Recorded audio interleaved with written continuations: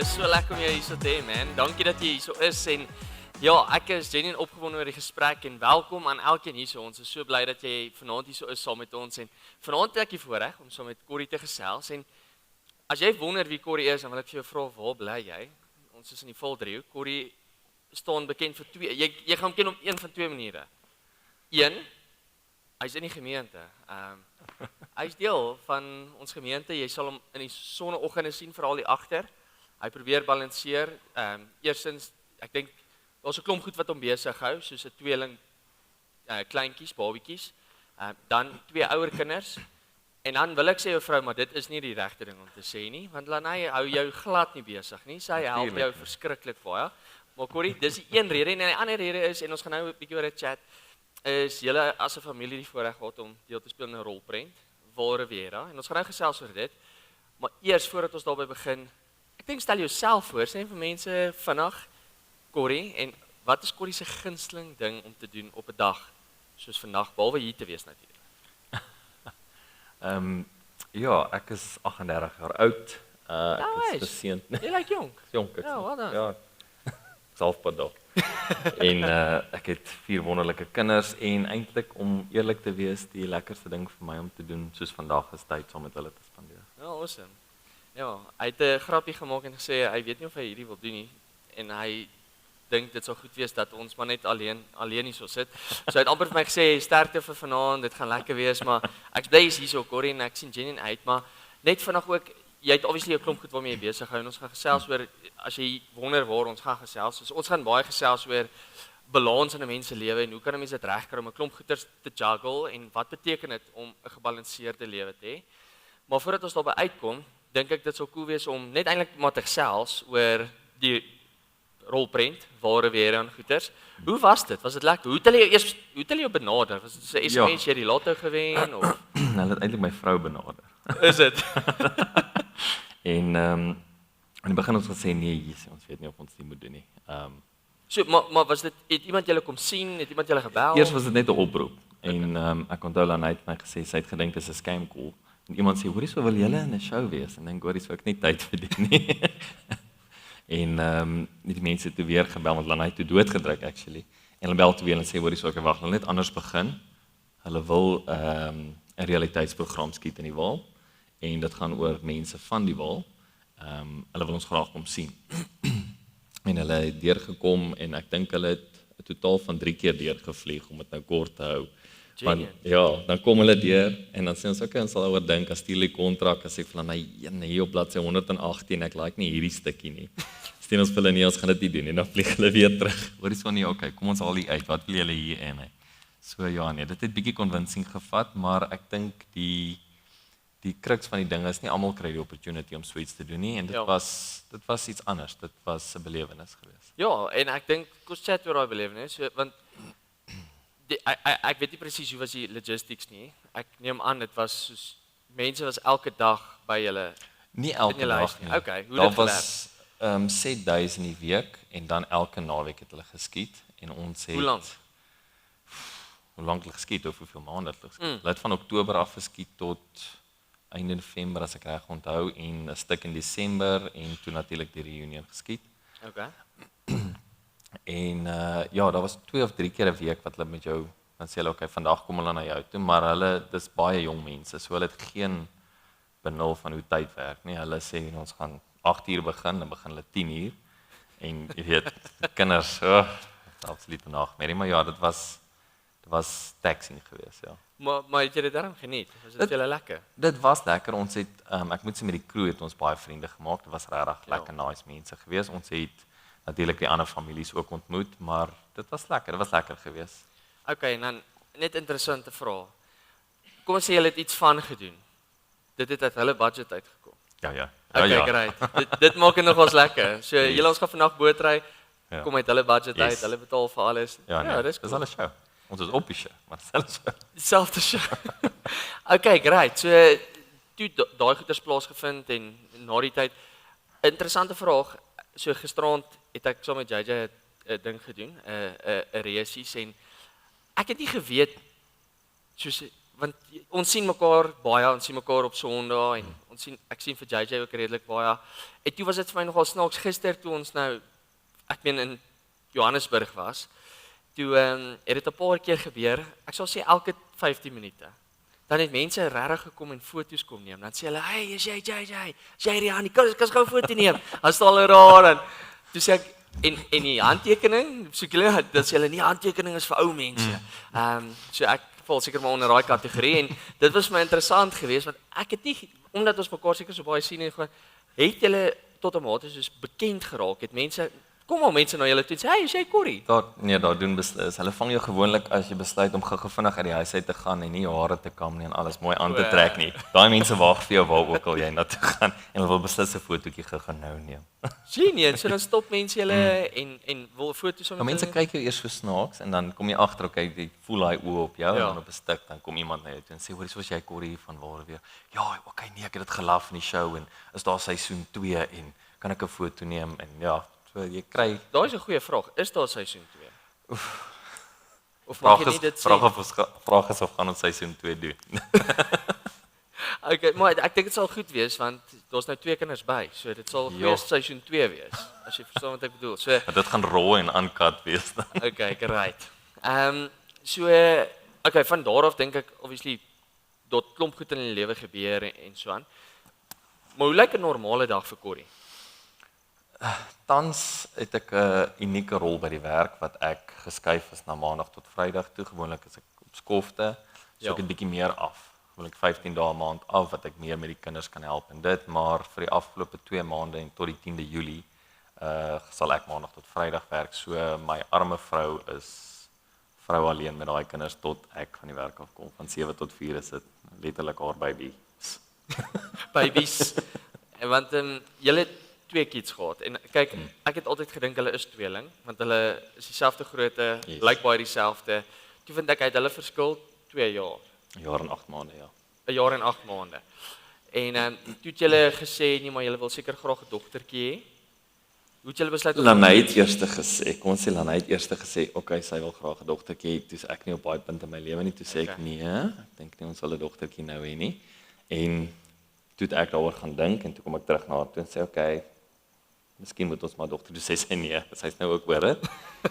En toe op 'n stuk het hierdie twee nou align al die planete en toe sê ons okay, kom ons gaan nou vir laaste keer probeer want ons het 2 seentjies en 'n pappa wil altyd maar 'n dogtertjie hê. Ja.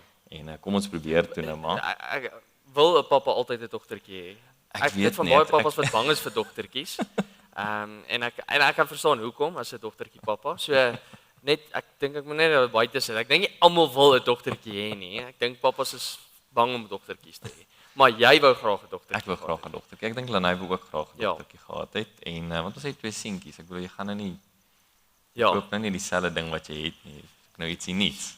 En Maar mense kan nie hulle kies nie. jy kan nie. Dis die Dit- probleem. En ek verduidelik altyd vir mense so want mense dink hoor hierso ek het 'n seentjie en 'n seentjie en nou is my odds vir 'n dogtertjie groter en dit is belaglik want as jy 'n sak met blou balle het, verskoon nou, en jy haal 'n blou bal uit en jy haal nog 'n blou bal uit en 'n pink en blou balle binne. Daar's 'n groot kans dat hierdie hele sak net vol blou balle is.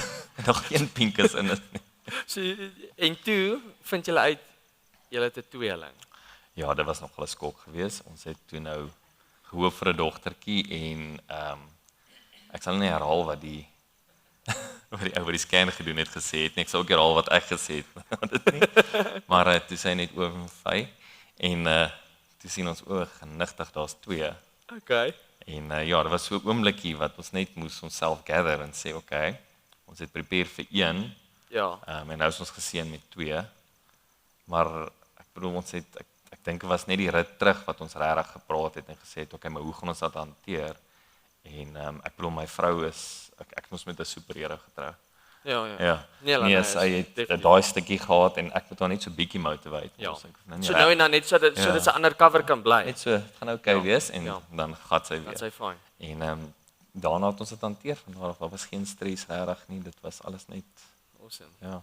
Want ek dink ook kyk, dis nie baie wat as jy iets wil bysit, so byvoorbeeld kinders, behalwe as jy een het dat jy 100% wins maak op wat jy gehad het. So om van 2 na 4 toe te gaan, dit wil gedoen word. Ja. Ja, wel dan. 1 is 1, 2 is 3 en enigiets meer as dit is 7 en op.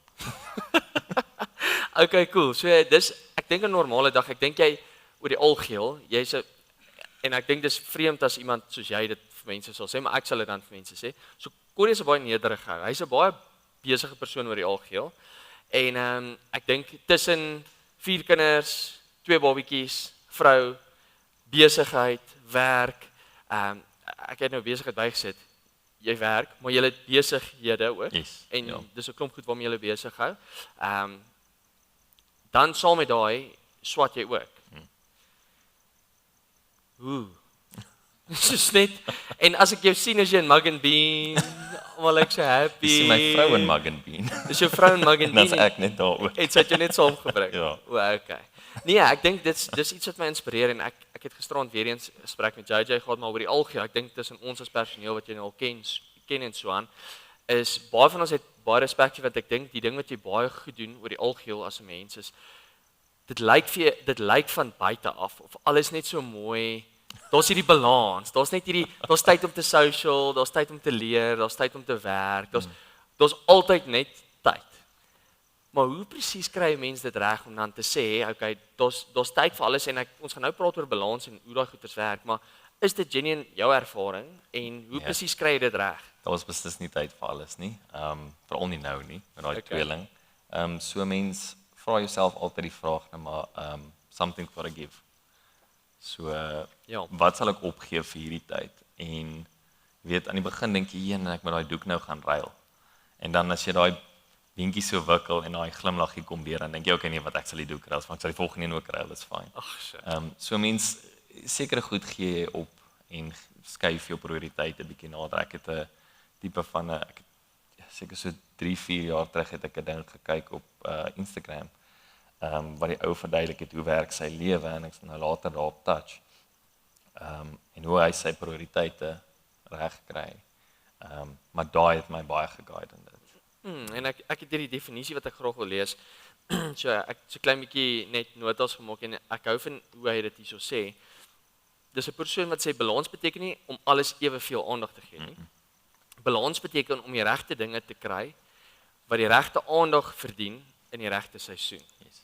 En ek dink daai is 'n mooi definisie want ek dink wanneer 'n mens dink balans, dan dink jy dadelik aan daai gewigskaal. Alles moet uitbalanseer. So hoeveel jy daar moet insit, is dieselfde hoeveelheid aan hierdie kant sodat dit uitbalanseer. Maar ek dink 'n idee van 'n gebalanseerde lewe is om eerstens te verstaan waar is die seisoen waarin jy jouself bevind en dan prioriteite te kry oor watse ding verdien watse aandag waar. En een ding gaan meer aandag kry in 'n sekere seisoen as 'n ander ding. So wat is die ding wat nou eintlik maar die aandag kry in jou lewe? Ek sal nou hierdie ou se driehoekie verduidelik. Jy onthou op skool het jy daai driehoekie gehad van wat jy moet eet. Yes. Onder was mos net die groentes, daai lekker Die fondasie as as mense dit vetblok wil sê. nou, nê? En dan daarna was die chokkies daarbo gewees. Maar regtig was dit soos deel onder. Ja, die myne was groente? onderste bo. Maar die ou het altyd hy het die 4F's genoem. Dit was heel onder was faith, dan family en dan het hy finance en fitness gehad. En hy het gesê interchangeable with finance and fitness, maar hy het gesê as jy dink aan jou lewe en jy dink aan Job byvoorbeeld. Ja. As alles van jou weggevat word, wat het jy oor? Wat is jou basis waarop jy sal terugval?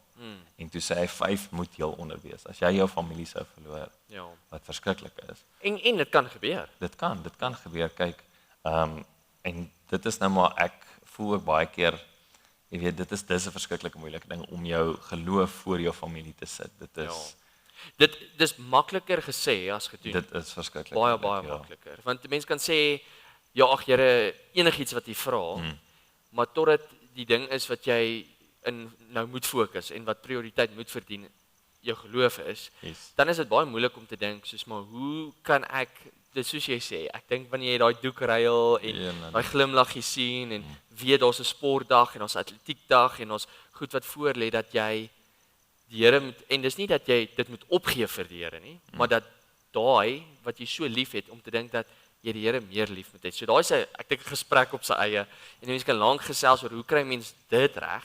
Maar skus, dis 100% reg. Ek dink om te sê geloof regtig jou fondasie maak, dis nie so eenvoudig nie. Glad. Glad. En hy het altyd gesê ook ek geloof heel onder en dan family tweede, want sou ek my werk verloor, sou ek my gesondheid verloor, sou ek my been verloor. Ja. Wie is die mense wat my gaan dra? Wie is die mense wat daar aan my tafel sit en wat by my gaan wees? En ja, ek dink ook baie keer ou moet maar net fokus om probeer. Jy sal kyk na die driehoek en sê, weet jy wat, julle is nou bietjie meer, ek het nou nie daai fitness is ver by daai driehoek. Hy's daar waar die groente was. Regtig? Ja, hy's baie Nee, wat, ek sou dit nie sê nie. Nee, maar wel dan. die ergste ja. fitness wat ek kry is hy babietjie so lig. Dit vat baie energie. Okay, so vir jou is dit maar 'n kwessie van prioriteite. En ek dink dis mooi want ek het hierdie boek gelees en ek het dit ook hierso neergesit van Stephen Conway. Die boek wat hy geskryf het is The 7 Habits of Healthy Effective People. En hy skryf hierso the key is not to prioritize what your schedule, but to schedule your priorities. En hoekom hierdie vir my 'n mooi teksgedeelte is in World Needs a Father, daai kursus wat op pad is. Praat hulle baie oor jou waardesisteem en hulle praat baie oor wat is dit wat jy as 'n persoon, wat dryf jou familie. En een van die goeders wat ons as 'n familie dryf is presies daai. Ons het hierdie een sê ding wat ons regtig glo, dis die baie corny, ek het net gehoop dit rym altyd, die Miller manier. Ons kan nou 'n klomp ander goed sê, maar ons sê dis die Miller manier is soek eers die koninkryk. En dit gaan alles vir my oor prioriteite. Is wanneer eers die koninkryk soek, obviously soek eers te God en ek dink mooi te sê, dan eers jou familie. En dan is daar 'n orde waar volgens jy jou dag beplan. En vir my wat mooi is Jesus praat so mooi daarvan in Matteus 6 vers 33 waar hy sê, maar soek allereers die koninkryk van God en alles anders sal bygevoeg word. Yes. En dis vir my so mooi. As jy fokus op die ding wat werklik belangrik is, dan sal die ander goed bygesit word. Of dit nou is van beweeg van jou geloof af na jou familie toe, as daar iets is wat jou familie nodig het, glo vir my, as jy God eerste prioriteit maak, sal daar 'n manier wees hoe jy kan voorsien en na jou familie kyk vir wat nodig is. Nie noodwendig wat ons altyd wil hê nie, maar vir wat nodig is. En so ook as dit oorgaan na jou werk toe of na jou finansies toe of na jou fitness toe as mense dit so kan beskryf. En ek is net mal oor hoe Jesus dit beskryf. Soek allereers die koninkryk van God en alles sal bygevoeg word.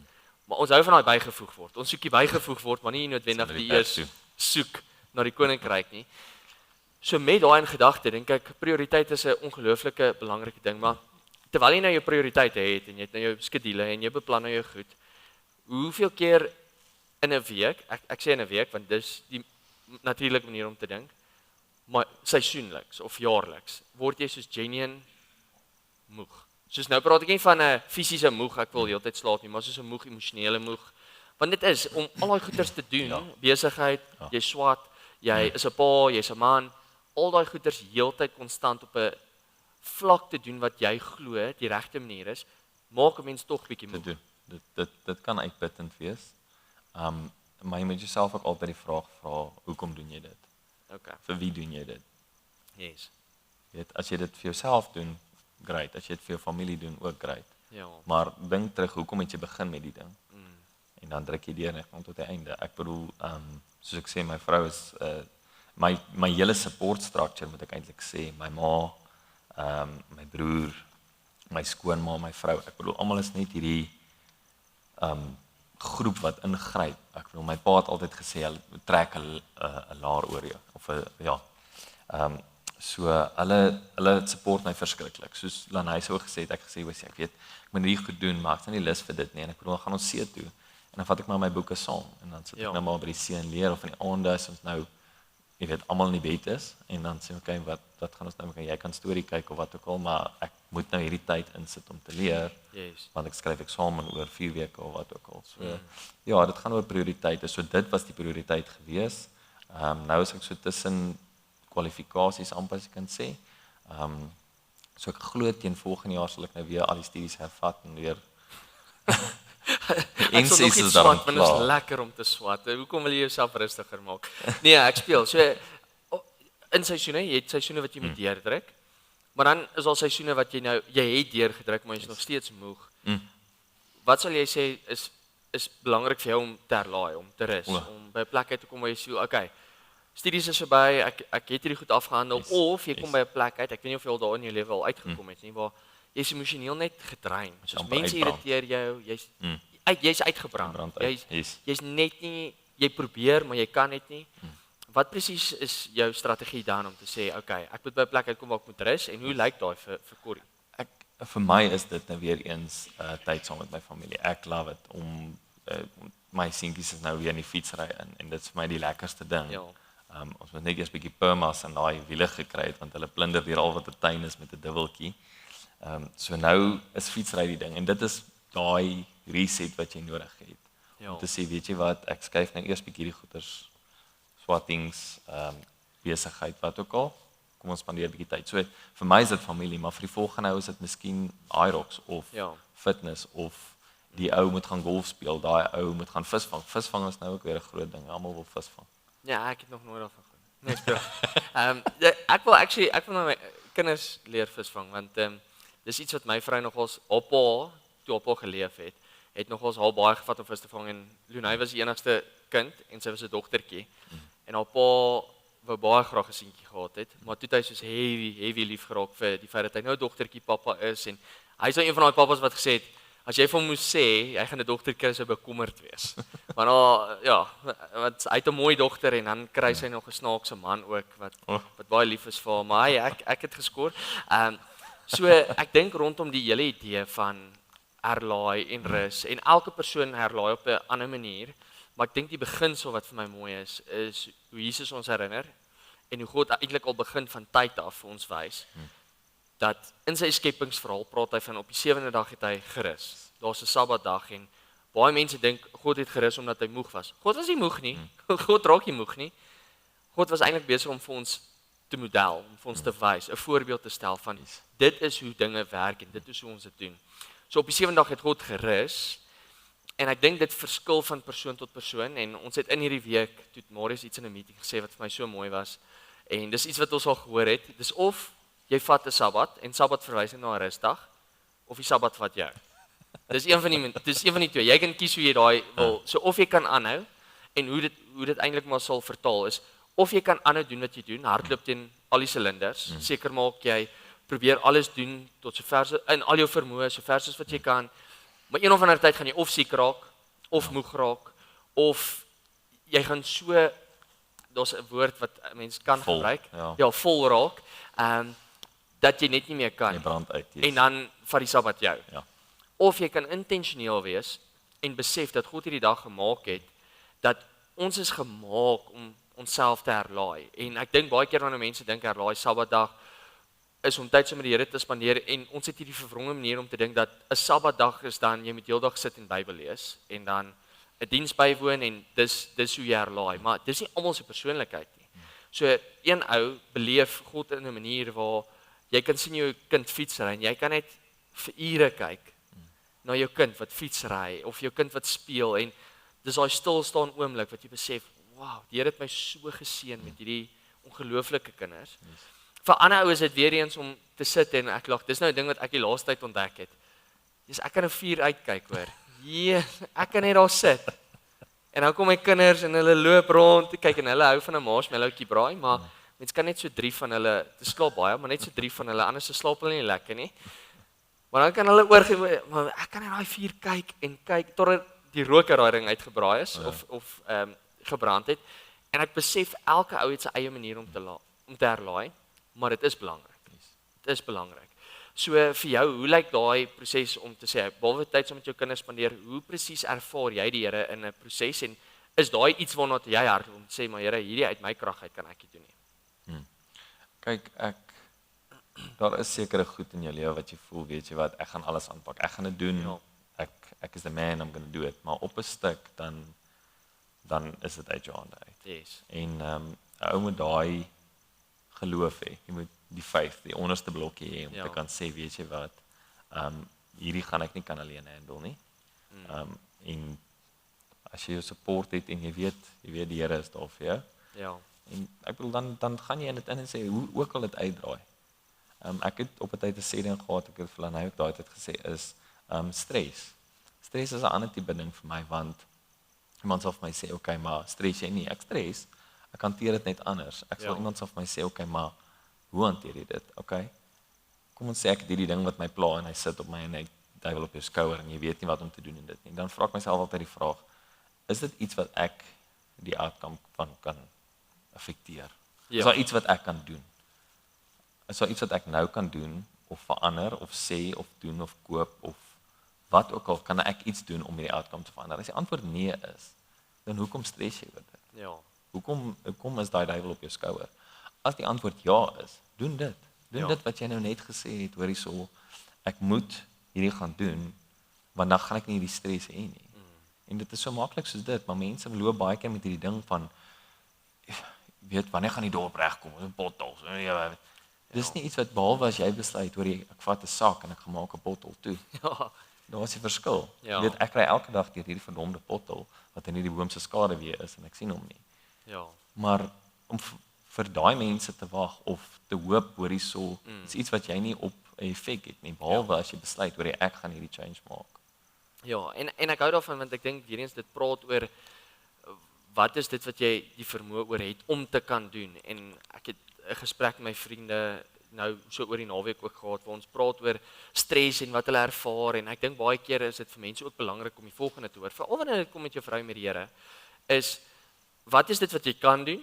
So kom een van my vriende het baie gepraat nou oor finansies en hoe die dinge nie vir hom werk nie en hy het sy eie besigheid en hy sê hy sal elke maand sal hy invoices uitstuur en dan betaal die mense soos 'n week later of 2 weke later en nou wil hy hulle nie aanvat oor die feit dat hulle die invoice betaal nie want dit is 'n start-up business wat hy's bang hy verloor die kliënt.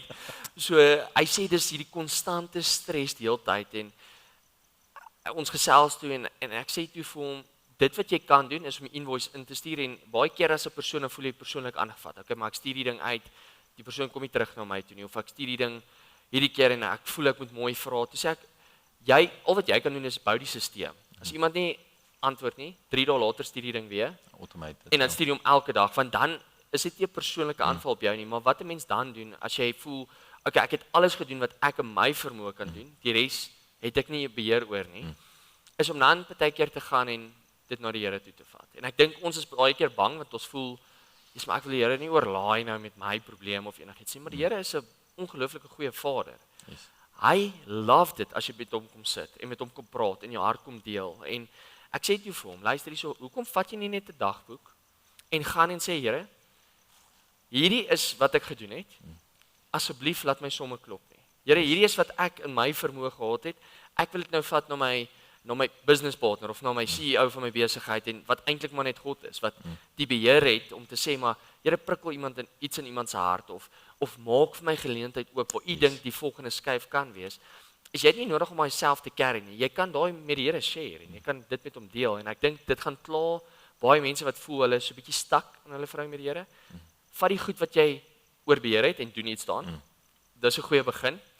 As jy nie iets daaraan doen nie, dan jy reg verloor om daar te kla. Eintlik. Dis 'n verkeerde stem, né? En ek dink dis ook 'n ding, as ons beheer het oor iets maar ons doen dit nie, moet dan nie daaroor kla nie. Yes. Maar as jy nie meer beheer het nie, gaan en vat dit na die Here se voete toe. Sê Here, ek het alles probeer. Waar ook al u vir my geleentheid oopmaak. Ek glo met alles binne my, die Here is getrou en hy sal dit doen. So met daai, ek dink grense is belangrik want nou kom 'n mens by 'n plek uit waar mense besef, okay, ek's nou in 'n volgende seisoen in my lewe en dis vir my belangrik om 'n balans te hê. Hoe lyk daai grense vir jou want dit het alles te doen met prioriteite. Yes. Ek dink een van die moeilikste goed vir my persoonlik om te doen is om nee te sê. Is dit vir jou so? Dit was op 'n tyd vir my 'n probleem. Okay, ek kan nie wag om nou te leer nie. geweest. Ek kan nie wag om nou te leer nie. So hoe het jy dit regkry om dit maklik te maak? Dit kom weer terug na wat gee jy op? So ek sal miskien vir my baas nou sê, nee, dis reg, ek sal hierdie werk doen, maar ek weet dit gaan my deur die naweek vat. En dit is my tyd saam met my familie wat my ek gaan ontneem word van dit. Ja. En dis nie regverdig nie. Ek kan nie in Tristan se gesig vaskyk as my oudste en weet hoor ek kon nie nou gaan fietsry het nie of hy wil my iets vertel en genade tog die stories wat hy my wil vertel. Dit hou net nie op nie. Ons loop, ek sê kom ons loop en praat, dan kan ons nog goed gaan doen. Oulik. En so ek voel altyd, weet jy wat, daar moet 'n limiet wees om te sê, weet jy, as ek, kom ons vat byvoorbeeld werk in persoonlike tyd, dan ek sê as ek by daai hekke instap, dan is dit nou hierdie tyd. Ja. As ek my vrou love it om my 600 keer hierdie dag te bel, en ons het hierdie reëling van As jy 2 keer na mekaar bel, is dit 'n emergency. As jy Okay. 1 keer bel, weet jy ek gaan jou terugbel, 2 keer is dit emergency, dan stap ek uit my meeting uit om die oproep Ja. te vat. So dit is my reëling daar. So dieselfde werk by die huis. Ek gaan nie my werk huis toe vat nie. Dit is nie supposed om te interfereer daar nie. Dit moet ook nie my mood interfereer by die huis nie. Wat ook al verkeerd gegaan het by die werk, kan ek nie huis toe vat nie, want my seentjie sal nie verstaan pappa het 'n slegte dag gehad Ja. en dit was rof. Ek kan nie dit huis toe vat nie. So sodra ek uitstap, dan los ek al my baggage wat ek hiernatoe na die hek toe gebring het net hierso. En ek sê maandagooggend sal ek hierdie weer optel. Dan Ja. fight ons hierdie fight. En dis great want jy kry eintlik die naweek om oor te dink. Jy sal daaroor dink en dink, weet jy wat, okay. Ek weet presies wat ek gaan doen. En ek wil 2 goed daarby bylas, want ek dink een iets wat 'n mens moet besef wat Corrie nou genoem het is sonder dat mense dit besef is vrouens het 'n rol en mans het 'n rol en 'n pa glo ek het die rol om ons noem dit 'n termometer in die huis te wees. So jy het die vermoë as die man in die huis om eintlik maar die atmosfeer te stel. Om in te stap en te kan besluit, okay, luister hierso, maak nie saak wat hierdie dag ingehou het nie, wanneer ek hier instap, die atmosfeer wat ek wil skep is een van paas by die huis. Ons gaan nou jol, ons gaan nou praat, ons gaan nou gesels en al is dit 'n halfuur, al is dit 'n uur, maar ek dink grond van hoe sekere mense groot geword het, ek het baie keer so groot geword, is die stres en die goed wat jy beleef van die werk af bring jy huis toe en dan is die atmosfeer wat pa baie keer in die huis inbring swaar en jy's almal moet net gebad wees. Almal moet net aangetrek wees. Almal die huiswerk moet klaar wees, almal moet net reg wees. As pa by die huis kom dat jy 'n voetmassage kan kry, 'n lekker koppie koffie, miskien 'n bier en dat jy 'n favourite program kan kyk en ek dink dis glad nie die rol van wat 'n pa moet vertolk nie. Maar dit is baie makliker gesê as gedaan. So wat is die ding wat jy in jou kop moet besluit, okay? Of is daar ietsie soos dit vir jou om te sê, okay, nou is dit verby en ek moet nou begin herfokus of is daar 'n skakel, is dit vir jou 'n Ek dink vir my is dit baie meer automated. Ek weet as ek by die huis kom. Ja. Trissie of Lou gaan nou met my iets praat. So was daar En- tyd wat jy dit nie so gedoen het nie. Is daar tyd wat jy soos werk huis toe gevat het? Ek het baie keer werk huis toe gevat. Okay. Vorige keer toe ek hierdie pos vervul het, het ek die laptop saamgevat en as ek by die see dan kyk ek nou wat gaan daar by die werk aan. Yes. En ek bedoel dit steel tyd. Ja. En jy moet op baie oomblik dink, wat mis jy nou? Jou kind wil jou nou iets vertel het van sy dag wat great was of hoe hy voel of baie keer sal Tristan sê okay, is boys time, mamma mag nie nou wees nie want hy wil nou met my praat. Dan praat hy oor 'n meisie wat hy nou dis sy girlfriend, maar sy weet nie.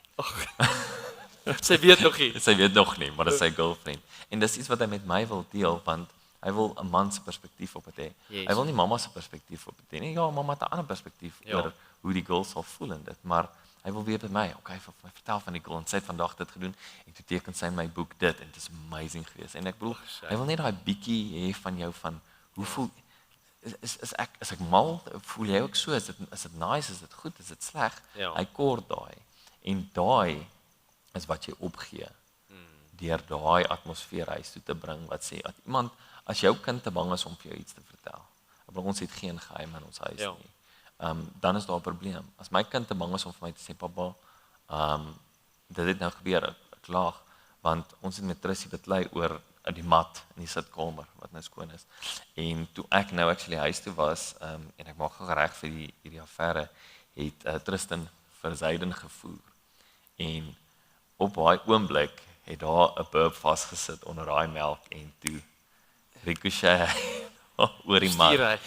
Maar dit is so snaaks want ek en hy is in die kamer en besig om parfuum te spuit en hare te doen en Tristan kom in en hy sien ek hoe beplan hy hoe hy dit nou gaan sê. Okay. So ek het alles reg gedoen. Shame. En ek het hom melkies gegee en hy wou nie drink nie en toe next moment toe is hierdie projektiel hier uit. En nou maak dit klaar skoon gemaak, het lag. Ag, shame. En dit moet vir hom fyn wees om dit vir my Ja. te kom sê. Om te sê, weet jy wat, my pa gaan nie ontplof in my nou halfpad te lyf gaan of met my beklei oor dit nie. Daar is sekere goed met jou lyf in jou familie Wat jou jy lyf nie- gaan voel. Ja, wat jou lyf van sy lyf gaan. Wat streng is, wat ernstige talks is, wat ons sê okay, hoor jy ons doen die en nie die nie. Ja. Maar dit leer hy by jou. Hy gaan sien hoe is jy, hoe hanteer jy jou vrou, hoe hanteer jou vrou jou. En dit alles stel hy op. So as jy daai atmosfeer skep, dink eendag in sy huis, Ja. gaan dit die norm wees. Want onthou, dis nie Hy gaan nie sit en dink, okay, dit is abnormaal dat ek so kwaad by die huis kom nie. Hy gaan dink, maar dis hoe my pa was en Yes. dit is hoe 'n familie moet wees. Ja. Dis wat jy vir hom leer, né? So wat vir my baie interessant is rondom die proses wat jy oorgesels nou is, kom by die huis, skep die atmosfeer, maar dit wat jy op die ding wat jy moes doen om te sê okay, nou sny ek af. Ek dink vir baie mense verskil dit want ek dink ons het dit reg in die begin genoem. Balans is om die regte ding, die regte aandag te gee in die regte seisoen. En baie keer is daar seisoen wat jy nou moet swat, wat jy nou moet daai gedoen. Ek dink die beste manier is net om te besluit vooraf. Hierdie is die crucialste tyd. Is om te sê die eerste uur wat ek by die huis is, ten minste of ewen 'n halfuur is my volle aandag daar. Yes. Nie 'n dagboek nie, nie wat ook al, alles is by my kinders, my laptop is geberg. En by all means, weer eens, almal het verantwoordelikheid, almal het goed wat hulle genuine moet doen, is om dan te sê, okay, so pappa het nou alles gedoen wat hy kan. Mamma het nou gedoen alles wat sy kan in hierdie tyd wat sy moes werk of wat hy of moes gewerk het omdat daar deadlines is, maar ek was nou teenwoordig hier om dan te sê, okay, pappa of mamma gaan nou gaan en ons gaan nou gaan doen wat ons moet doen. Ek dink die key van balans is net om te weet waar pas wat in. Want wanneer almal gaan slaap, dan is dit fyn om te gaan sê, okay, nou moet ek verder gaan. Dit vat meer opoffering, maar dis verseker die moeite werd om daai rigting te gaan en dit so te doen. So is daar soos 'n actual ding, so sit jy dit, ek lag voor die tyd spot ons, so Corrie blykbaar sit alles in sy dagboek. Selfs sy vrou. So sy kry tyd, kinders kry tyd, is dit genuine so? Nie heeltemal so nie, maar dit is, my vrou is 'n verskriklike sosiale vlinder as ek dit so kan sê, en sy hou van goed gaan doen. As jy haar nou depressief wil maak en sê vir ons moet nou vir hierdie maand net by die huis bly, dan sy sal snap. Ja, nee, my vrou sal dit Sy sal maar ek dit sê eerlik, heeltemal ek dink ek sal dit maak nie. Ek sou ook 'n bietjie van 'n sosiale Also, vlinder. Ja, sien, vir my is dit nou weer anders. Ja. Ek geniet dit so. Ek en Lanet van die begin af het ek het eers so groot witbord kalender gehad en hy het sulke magnete gehad dat jy nou die maande en dae kan skuif. En dit was die kalender. Hy was so agter die rekenaar, onthou ek, in ons eerste huis se flat, want ons het die granny flat gebly terwyl ons die huis gebou het. En dit was die kalender. Ek het vir Lanet gesê, weet so dis die kalender. As dit nie 3 weke voor die tyd op die kalender is nie, dan gebeur dit nie. Genuine. Ja, en toe raak sy slim, want dan gaan skryf sy dit gou-gou 'n week voor die tyd in en dan sê sy maar dit was daar, sê mos. Het sy, ek weet nie of die triek ook werk nie. Het sy baie keer iets ingevul net om iets in te vul en dan het uitgevind dit vervang met iets anders. Nee. O, okay. Nee. Corrie se witbord is Corrie se Allokeer. witbord. Ek hoor. So ek dink ook dit vat baie wysheid want sonder dat 'n mens besef, jy val meeste van ons is creatures of habits. Jy val in 'n ritme of in 'n rat waar jy konstant eintlik maar gewoond raak aan iets waar prioriteite skuif soos wat seisoene aangaan en partykeer is 'n prioriteit iets wat nou aandag moet kry en dan partykeer is dit iets wat anders. En jy kan so vinnig dink dat die ding wat prioriteit verdien het die afgelope week of die afgelope maand aanhou met prioriteit kry. Hoe baie keer gaan staan jy stil as 'n mens om te evalueer? Is dit iets wat jy actually doen om te gaan evalueer en sê wat is nou vir my belangrik? Want ek's eerlik, soos as ek genuine my eie lewe moet vat, die enigste tyd wat ek soos eintlik tyd het om te evalueer is gewoonlik vroeg in die oggend, want ek staan vroeg op in die oggend en dan spandeer ek tyd saam met die Here, maar ek het eintlik toe ek dit nou voorberei en gedink het aan ons gesprek, toe kom ek eintlik agter hoe lank terug ek eintlik gaan sit het en nou vir myself gesê het, hierdie is genuine die belangrikste gedeelte in hierdie seisoen van my lewe, wat ek dink is so vanselfsprekend, maar totdat ek dit uitskryf, toe besef ek, nee, maar hierdie is eintlik nie die belangrikste ding nou nie. Daar's iets wat nou meer aandag nodig het. En is baie keer op 'n manier wat ek nou ons gaan nou eintlik half met dit afsluit, maar ek moes dit justify ook om te besef dat daar's party seisoene wat jy nodig het om na jouself te kyk.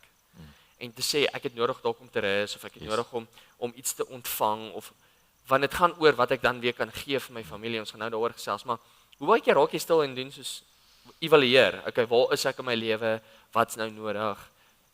Ek sal baie keer ek het nog al 'n lang commute werk, so ek sal baie keer sit en dink oor die so okay, wat het ek en Lanay oor gepraat vanoggend of gisteraand, wat moet gebeur en dan sal ek my kop mental notes maak heeltyd van dit. En maar jy's heeltemal reg, jy kort daai hoe kan ek sê reset. Jy kort daai reset, jy kort die re-evaluate waar's ek nou. Ek het nie meer die tyd nou nodig vir die swattings in die aand nie. Ek kan saam met Lanai. Ons het nou 'n ding wat ons almal behalwe nou daai twee kleintjies, hulle sit in slaap, maar ek sien hulle kyk ook TV deesdae. Dan sit ons hele as familie nou saam en kyk 'n program en ons doen dit nou elke aand en dit is vir my so lekker want ek love dit om my kinders se siel uit te trek. Ja. En op die episode gisteraand toe sê die een dame sê vir die ouens Roger en dit gaan oor 'n spook en die ding. Ek sê die spook se naam is Roger. Nou Tristan hier, nou probeer hy vir my duidelik. Dis nie Roger nie. Roger beteken ek hoor jou, dis reg. Ons gaan let's go Roger that. En sê ek nee, maar dis Roger is die spook. So ek hou toe aan. En as ek sê daai is nou maar van die goed wat jy nou genot uitkry. Ja. Saam met die familie, maar daai re-evaluation soos jy sê, dit jy moet sit en net ek en Lanai doen elke jaar ons budget. Hierdie jaar het met 'n bang begin, so ons het hom geskiep hierdie jaar. Maar Ja. daai is een van daai goeders wat jy sit en sê, hoorie, so wat is ons prioriteit? Wil ons bietjie oor see gaan, wil ons dit doen? Ons het nou 4, dis nou nie net meer spaar vir soveel maande, dis Ja. spaar vir soveel maande. So spaar vir jare. Ja. En ek dink dis cool want ek dink ons het baie keer die geneigtheid en ek dink dis as mense is ons goed baie keer daaraan om te dink in jare, om te dink okay, 1 Januarie ek herëvalueer, ek dink nou aan wat is dit wat nou die belangrikste vir my is en ek beplan. Maar ek dink ons het dit baie meer nodig as wat ons dink. Ek dink dit sal goed wees om nie net jaarliks te sit nie, maar ewen af te breek in kwartaale, soms semesterlik, dalk ewen selfs maande. Ek dink jy kom agter op 'n stuk horison of jy brand uit Ja. of jy kom agter jy het nou verskriklik baie tyd op jou hande. Yes. Een van daai twee goed gaan gebeur, dan weet jy hoor jy nou moet ek re-evaluate. Yes. Of soos elke aand het ek nou geswat, nou het ek elke aand oop, so ek weet nou nie wat doen ek met hierdie window hier nie. Ja. Of ek het nou te veel goed om te doen, nou moet ek begin prioritiseer. Yes. En ek bedoel as jy getroud is, dis nie meer net jy nie. Ja. Ons die me becomes a we. Is So dan sit jy en jou vrou en Ja. sê hoorie, so hierdie is nou die seisoen in ons lewe. Yes. Die tweeling is nou die seisoen in ons lewe. So kom ons fokus op dit of kom ons fokus op hierdie en sodra ons dan klaar is met dit, sal ons weer sê hoorie, so ons moet hierdie besigheid regkry of ons moet daai swattings regkry of ons moet die huis regkry of wat ook al. Ja. En so prioritiseer, die goeie skuif die hele tyd rond. En ek wil eintlik afsluit met hierdie. So hoe baie keer wanneer mense nou sit en jy herëvalueer of jy sal deur 'n proses gaan waar jy besef, okay, hierdie is die volgende seisoen en balans gaan oor die regte aandag gee aan die regte ding in die regte seisoen. Hoe baie keer is dit in 'n seisoen waar jy voel dis nodig vir Corrie om tyd vir homself te hê. En wanneer jy daai doen, voel jy selfsugtig? Voel dit vir jou soos okay, joh, hierdie is vir my, ek weet ek het hierdie nodig Yes. om die beste weergawe te wees vir iemand anders. Hoe lyk daai vir jou? Ek dink dat jy kan dit altyd vir jouself justify, maar jy Ja. sal weet in jou hart, is ek selfsugtig nou of kort ek hierdie. En ek bedoel as jy die kommunikasie daar het en sê, weet jy wat, ek kort hierdie breek of ek kort hierdie asem skep Ja. of my vrou sal my net so kyk en sien as die babatjie huil en ek het daai kant toe gedraai en sê okay, ek kort hierdie slaap. Dan gaan sy maar. En nee, ek dink 'n mens moet maar jy's heeltemal reg met daai ou moet kyk en jy moet sê hoorie so wat is nou belangrik. En ek dink dit is goed om na jouself te kyk want ons is so baie keer of een van die twee. Ons is baie keer so selfsugtig dat ons nie besef wat Ons is eintlik selfsugtig. nodig is vir die mense om jou of ons is so onselfsugtig dat ons dink dit goed is, maar eintlik is jy so besig om jouself te gee dat dit wat jy gee nie eintlik goed is nie. Dis 'n uitgebrande, dis 'n slegter weergawe van jouself. So dis nodig baie keer om net 'n spasie te skep waar jy kan gaan. Jy kan jouself volmaak of dit nou op watter ook al manier is. Maar ek dink die een ding wat 'n mens moet besef is die bron van krag gaan altyd God self wees. Is Jesus homself is die een wat vir ons eintlik maar ware vrede en vreugde gee. En daarom is dit wanneer jy tyd saam met hom spandeer of op 'n manier tyd saam met die Here spandeer en dit kan enige vorm wees vir party mense wat so klein bietjie meer van 'n kalendermens is dit 'n roetine. Yes. Waar vir my vrou is dit so seisoenliks verander dit. So my hele lewe lank het ek 'n tyd. Vir my vrou is dit soos haar tye skuif elke seisoen want in die winter is dit te koud om buite te gaan. Dan in die somer is dit lekker om buite te gaan. Sy sit oorfone en sy stap 'n bietjie rond en dis 'n manier hoe sy tyd spandeer. Vir my was dit altyd jy het 'n Bybelplan, jy lees hom, jy journal en dit werk vir my. So dis ook nodig om jouself te ken en regtig tyd met die Here te spandeer en dit is nie net gaan en bid of wat ook al nie. Dis nodig om regtig te soek en na die Here te honger en te sê, maar Here, wow, ek wil net genuine ervaar dat ware vreugde in lewe lê nie en ek het nodig om by uit te kom om dit te gee vir my familie. Maar jy kan nie iets gee wat jy nie het nie. En dis iets wat ons gaan eintlik met hierdie gedagte afsluit. Dis iets wat Jesus so goed mee was. Is gereeld oor jy. Dan sê hy vir sy disippels, luister hierso, ek gaan berge toe. Ek gaan een kant toe. Ek gaan na my Vader toe. En hoeveel keer in die skrif sien jy Jesus het vir iemand gesê, sorry, ek kan nie nou nie. Ek is net gou besig. Ek sien jou later. Kyk, daar's kere wat dit chaos was, wat honderde mense gehoor het. Hey, dis al ou wat wonderwerke verrig en almal staan en dan sal Jesus die vermoë om stil te staan by die persoon wat dit die meeste nodig het. Hoekom? Want hy het altyd stil geraak. Hy het na die Vader toe gaan en gesê, Here, wat's my prioriteit? Here, Vader, wat's dit nou nodig in hierdie seisoen waar U besig is om my te gebruik vir groot goed, waar U besig is om die wêreld voor te berei vir die redder van die wêreld om te kom. Wat is nou nodig? En dan sal uit daai spasie sal Jesus kom en die beste wonderwerke verrig. Die mooiste goed wat gebeur, dan sal jy altyd sien, dan wonder mense, maar hoe? Sommige Jesus stil geraak. Hy was nie bang vir sy disippels te sê, luister hierso, ek moet stil raak, ek moet een kant toe skuif nie. Jesus het dit so gereeld gedoen en dis een van die goed wat vir my so mooi is. Jesus was die perfekte voorbeeld van iemand wat een kant toe gegaan het en dan teruggekom het en soos die onselfsugtigste liefde ooit geleef het. En ek dink die model was, dit gaan my altyd iets kos en ek dink dis iets wat jy moet besef vanaand, is 'n lewe wat die moeite werd is om te leef, gaan jy altyd iets kos. Dit gaan nooit noodwendig altyd vir jou lekker wees om jou lewe neer te lê. Maar wanneer jy dit neer lê, is dit amper asof jy lief raak daarvoor om te sê, maar dit is so lekker om die beste weergawe van 'n man vir my vrou te wees. Alhoewel dit nie noodwendig maklik is nie, want ek dink dis ons persepsie is, dit moet maklik wees om die moeite werd te wees. Nee, om te gaan en te sê, maar wat het my vrou nodig, of wat het my kinders nodig, of wat het my vriende nodig, wat ook al dit is wat die mense nodig het in jou lewe, om daai vraag te vra en stil te gaan raak en regtig toe te laat dat die Here daai in jou wakker maak.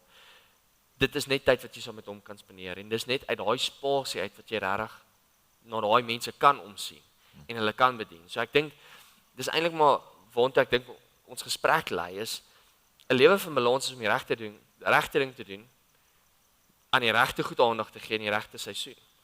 En vir dit om te gebeur, moet jy eintlik maar herëvalueer en evalueer waar presies is ek in my lewe?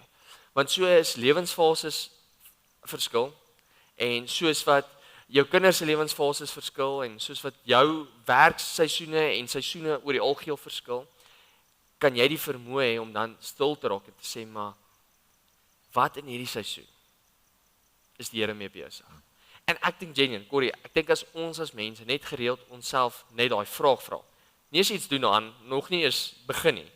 Net vir ons self die vraag vra, waarmee is die Here besig en hoe pas ek in hierdie? Dink ek klaar, mense gaan 'n baie meer gebalanseerde lewe hê. Want met daai vraag begin dit goed binne jou losmaak. En as jy weet wat is dit wat jou taak is of jou werk is, dan begin jy in daai rigting inskuif. So ek wil Jenny vir jou sê dankie. Dankie dat jy so was en saam met ons kom gesels het en ek dink Jenny, dit is vir ons 'n voorreg om in 'n verhouding met jou te kan staan en dis vir ons so lekker om 'n TV-program dan te sien en te sien hoe jy jou rol speel en hoe jou hele familie as 'n rol speel en dis my so mooi om te sien dat die persoon wat jy op TV sien is die persoon wat jy hier sien. En dis 'n groot kompliment want ek dink dis so maklik om 'n masker aan te sê en dit is glad nie wat ek sê iemand gedoen het nie, maar dis so maklik. Ek dink ek sou dalk baie keer 'n masker aangesit het om te sê maar nee, ek moet net seker maak almal sien die regte gedeeltes van my. En dis iets wat ek genuine kan sê is jy's nie net 'n ou wat op TV dalk jou rol gespeel het as 'n rustige, level-headed, lief vir sy familie, lief vir Jesus ou nie. Dis wie jy is.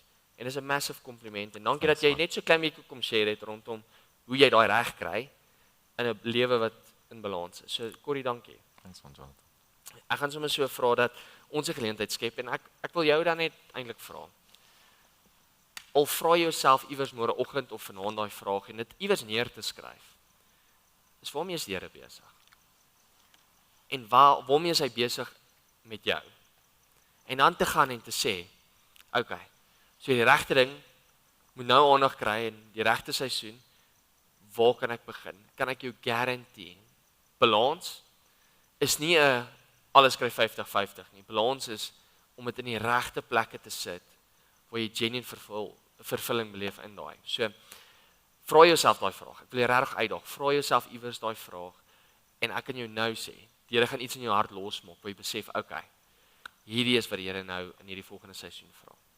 Maar soos jy daar sit, kom ons sluit ons oor dan bid ek vir ons saam. Hemelse Vader, dankie vir die lekker gesprek waar ek en Corrie net so klein bietjie kon praat. En Here, dankie dat U so werklik deur hom werk en deur sy lewe werk en deur die Swart familie gaan en deur hulle werk. En Here, ek bid so dat U aanhou, deur hulle sal werk. En Here, dankie vir die voorbeeld wat hulle maar net is as mense. Ek bid dat U genuine soos wat U besig is met hulle verder net weer eens bewus maak dat U hulle genuine gebruik in die koninkryk. En Here, ek bid dat hulle meer en meer sal besef dat hulle so ongelooflik naby aan die hart is en dat hulle so ongelooflik deur die gemeenskap kan werk met dit wat U hulle mee vertrou. So Here, dankie vir wie hulle is as mense, dankie vir Corrie. En mag U aanhou om net gebruik vir die persoon wat hy is. Here, dankie dat ons kon gesels oor balans en besef dat wanneer ons die grootste prioriteit wat U is, soos Jesus dit eintlik maar in sy eie woorde gesê het, soek alleeers die koninkryk van God. Here, kan ons besef dat al die vervulling, alles wat ons nodig het, lê in 'n verhouding met U. En van daar af vloei alles en kan ons alles wat ons nodig het beleef in daai. So Here, ek bid, mag elke persoon wat hier sit vanaand regtig dit ervaar. Dat U in elke seisoen 'n storie skryf. Dat U in elke seisoen mense se lewens aanraak. Dat U in elke seisoen besig is om iets te doen in die agtergrond. En Here, ek bid dat ons net meer bewus sal raak en dat ons soveel meer attent sal raak om daai uit te leef. So dankie daarvoor, Here. Mag U saam met Corrie wees, seën hulle. En Here, elke persoon wat hier is, seën elke liewe persoon vir daai vraag vra en so ook elke persoon wat teenwoordig was vanaand in Jesus naam. Amen. En amen. Ek hoop regtig dat jy 'n ongelooflike geseënde aand verder sal hê en mag jy 'n goeie week hê vir die week wat kom. En dan wil ek jou uitnooi, asseblief moenie uitmis om verniet koekies en juice te kry nie. Jy moet net opdaag en jou arm uitsteek en dan bloed gee natuurlik. Dis Woensdag, maar volgende week die oggend en die aanddiens is ons ongelooflik opgewonde. Moet dit nie mis nie. Maar mag jy 'n geseënde week hê. As jy graag gebed soek of jy wil dalk graag met Corrie gesels, ons local celebrity, bly net na afloop van die diens. Ons sien so uit om saam met jou te gesels. Lekker aand. Blessings. Goed gaan.